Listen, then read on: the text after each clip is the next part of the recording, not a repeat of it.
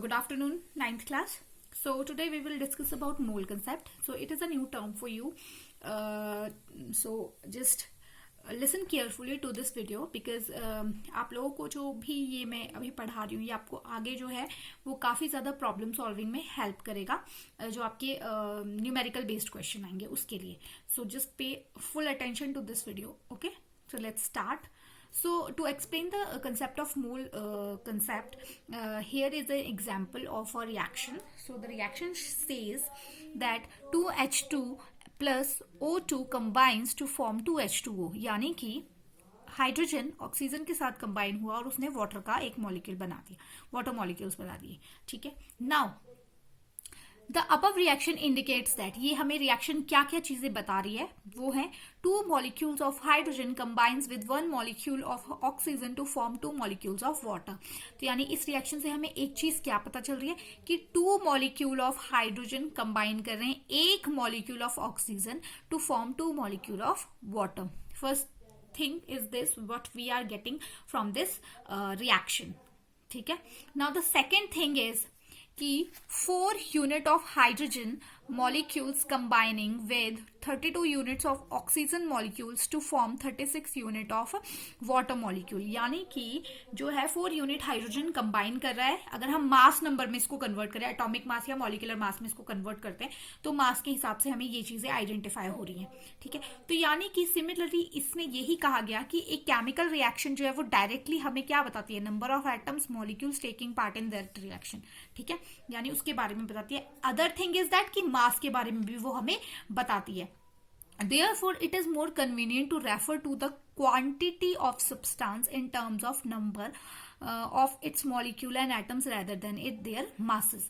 यानी कि तो ये ज्यादा कन्वीनियंट हो जाता है कि अब मासेस के बारे में भी हमें पता चल गया, बट अगर नंबर्स होंगे हमारे पास तो वो हमारे लिए ज्यादा कन्वीनियंट हो जाएगा ये पता करना कि कितने नंबर ऑफ मॉलिक्यूल जो है वो कंबाइन हो रहे हैं या फिर रिएक्शंस में इंक्लूड हो रहे हैं. सो इन सब चीजों को थोड़ा सा और सिंप्लीफाई करने के लिए जो है एक कंसेप्ट लॉन्च किया गया and that was the mole concept. So first of all let's go through the definition of mole concept, that what mole concept actually is. So here you can see the definition of mole concept. Now one mole of any species मतलब either atom, molecules, ions और particle, यानी किसी भी species का 1 mole क्या है, is a quantity in number में उसकी quantity having a mass equal to atomic और मॉलिक्यूलर मास इन ग्राम्स. यानी कि मोल कंसेप्ट एक क्वांटिटी है नंबर्स में. ठीक है. जो कि किसके इक्वल होगी, एटॉमिक मास के और मॉलिक्यूलर मास के. ठीक है. किसी भी सब्सटेंस के. फॉर एग्जाम्पल जैसे कि हमें पता है कि हमने कंसीडर कर लिया है कि एक दर्जन में 12 बनाना आते हैं, तो वो कंफर्म्ड है. ठीक है. कि हम अगर बोलेंगे कि एक दर्जन, तो उनको नंबर कंफर्म्ड है 12 बनानास. ठीक है. सिमिलरली मोल कंसेप्ट में भी क्या है, जो क्वांटिटी है इन नंबर्स दैट इज स्पेसिफाइड. ठीक है. और वो जितनी क्वांटिटी है उसका जो मास अगर हम देखेंगे तो वो हमेशा इक्वल होगा या तो उसके एटॉमिक मास के, अगर हम एटम की बात करें तो वो एटॉमिक मास के इक्वल होगा, और अगर हम मॉलिक्यूल्स की बात करें तो वो मॉलिक्यूलर मास के इक्वल होगा. तो this is the mole, 1 mole. Hope आप लोगों को ये समझ में आ गया हो. Now let's move ahead. Now अब हमने बात कर ली कि जो 1 मोल में है उसमें एक फिक्स्ड नंबर आता है. जैसे 1 2 3 4 नंबर्स होते हैं, वैसे उसमें एक फिक्स नंबर आता है. जैसे एक दर्जन में फिक्स नंबर है 12, वैसे ही 1 मोल में भी एक फिक्स नंबर होता है. ठीक है. तो वो फिक्स नंबर है क्या, यानी कि वो जो नंबर है उसमें एटम्स हो गए, मॉलिक्यूल्स हो गए, आयंस हो गए, जो वो 1 मोल में प्रेजेंट होंगे वो इतने ही नंबर में होंगे. ठीक है.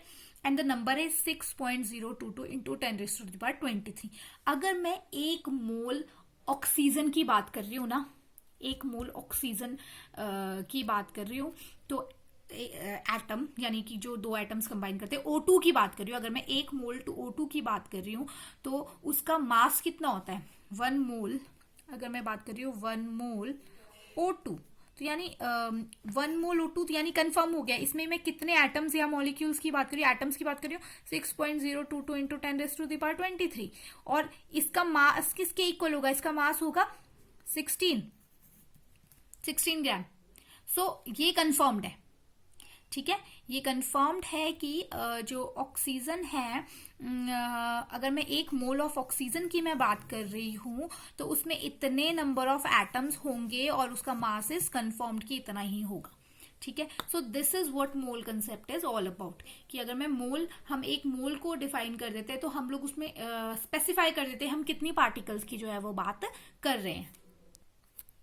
सॉरी, इधर 16 नहीं आएगा, इधर आएगा 3216, क्योंकि 2 है यहाँ पे, ऑक्सीजन 2 ऑक्सीजन की बात कर रही हूँ। तो यानी कि अगर मैं 1 मोल यानी O2 की बात कर रही हूँ, 1 मोल ऑफ O2 की बात कर रही हूँ, तो उसमें इतने एटम्स होंगे, साथ में उसका जो मास होगा that is equals to 32 grams, ठीक है, यानी उसका मास होगा 32 ग्राम्स, ठीक है। इट्स नॉट 16, इट्स 32, 16 एक ऑक्सीजन का होगा, ठीक है। So this is what 1 mole is, ठीक है। Now this 1 mole is experimentally obtained value, जो ये वैल्यू हमको मिली है ये एक्सपेरिमेंटली ऑब्टेन्ड वैल्यू है। इस नंबर को हम एवोगाड्रो कांस्टेंट या एवोगाड्रो नंबर भी कहते हैं और इसको हम डिनोट करते हैं एन नॉट से, ठीक है, इसको हम एन नॉट से डिनोट करते हैं। और ये एवोगाड्रो ने जो है ये कंसेप्ट दिया था, इसके बारे में बताया था, इसलिए उन्हीं के नाम पे इसको हमने रख दिया है। सो मैं ये आपको बता चुकी हूँ दैट ये जो नेम है वो एवोगाड्रो के नाम पे रखा गया है और क्योंकि उन्होंने इस चीज को डिस्कवर किया था, ठीक है। So once again 1 mole is equals to 6.022 into 10⁻23, ठीक है। The mass of 1 mole of a substance is equals to its relative atomic और मॉलिक्यूलर मास इन ग्राम्स, ठीक है, यानी कि 1 मोल इज इक्वल्स टू इतना and is equals to atomic mass या फिर मॉलिक्यूलर मास, जिसकी भी हम बात करें। अगर हम एटम की बात करें तो एटॉमिक मास होगा, अगर हम मॉलिक्यूल्स की बात करें तो मॉलिक्यूलर मास होगा, ठीक है। To get the mass of 1 mole of atom of that element that is molar mass, we have to take the same numerical value but change the unit forms into from U to G, यानी कि अगर हम molecular mass की बात कर रहे हैं to get the mass of 1 mole, अगर हम 1 मोल का मास निकाल रहे तो हम यूनिट में नहीं निकालेंगे, उसको हम ग्राम्स में निकालेंगे, ठीक है। तो ये थोड़ा सा डिफरेंस इसमें होगा कि अगर हम 1 मोल का सब्सटेंस, जैसे मैं निकाल रही हूँ, मैं तुमको क्वेश्चन देती हूँ कि calculate the mass of 1 mole of oxygen atom, ठीक है। तो 1 मोल ऑक्सीजन एटम का जब आप मास निकालोगे तो हम मोलर मास जब निकाल रहे थे तो उसको यूनिट में निकाल रहे थे, पर इसको हम यूनिट में नहीं निकालेंगे, इसको हम निकालेंगे ग्राम्स में, ठीक है। सो ये एक डिफरेंस है इसमें।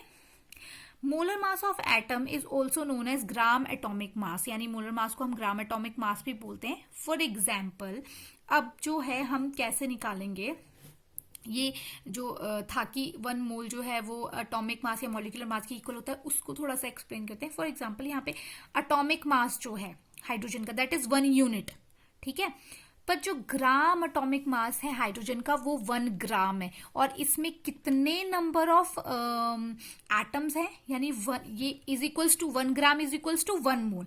Now 1 unit hydrogen has only 1 atom of hydrogen, whereas 1 gram of hydrogen has 1 mole atoms, यानी कि इतने एटम्स हैं इसमें, ठीक है, हाइड्रोजन के। तो यही एक डिफरेंस है 1 मोल में और मॉलिक्यूलर मास में। जब अगर हम मॉलिक्यूलर मास की बात कर रहे हैं या एटॉमिक मास की बात कर रहे हैं तो वहां हम मास एक एटम के मास की बात कर रहे हैं, बट जब हम 1 मोल ऑफ एटम्स की बात करें तो यानी कि वहां पे हम 6.022 इंटू 10⁻23 एटम्स की बात कर रहे हैं। तो इसको हम ग्राम्स में मेजर करते हैं और इसको हम किस में मेजर करते हैं, यूनिट में। So it is a difference and this is the concept of mole concept. So hope आप लोगों को समझ में आ गया होगा। Now let's move towards the question. This is all about the topic. So what is 1 mole? The Avogadro number is denoted as, what is the difference between atomic mass and molar mass? और last question is 1 mole is equals to, आपने बताना है कि 1 mole किसके equal होता है। Thank you.